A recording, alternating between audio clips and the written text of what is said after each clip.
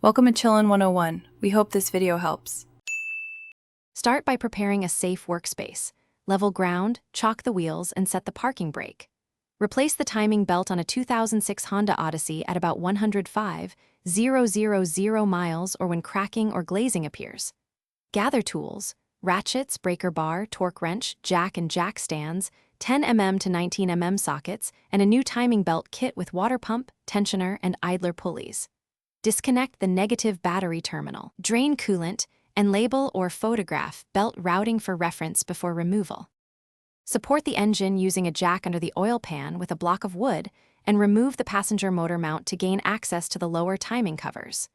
Remove the drive and timing covers, then loosen the crank pulley bolts and remove the pulley to expose the belt. Rotate the engine by hand to align timing marks on the crank and cam sprockets to top dead center, TDC.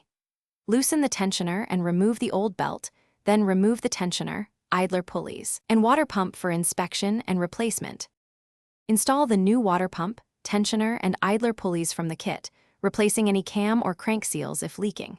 Fit the new timing belt with correct tooth engagement and no slack on the tension side, then set the tensioner to the specified preload and torque fasteners to manufacturer specification.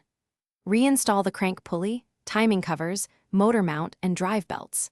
Refill coolant to the correct level, reconnect the negative battery terminal, start the engine, listen for abnormal noise, and rotate the engine 2 full revolutions by hand to confirm.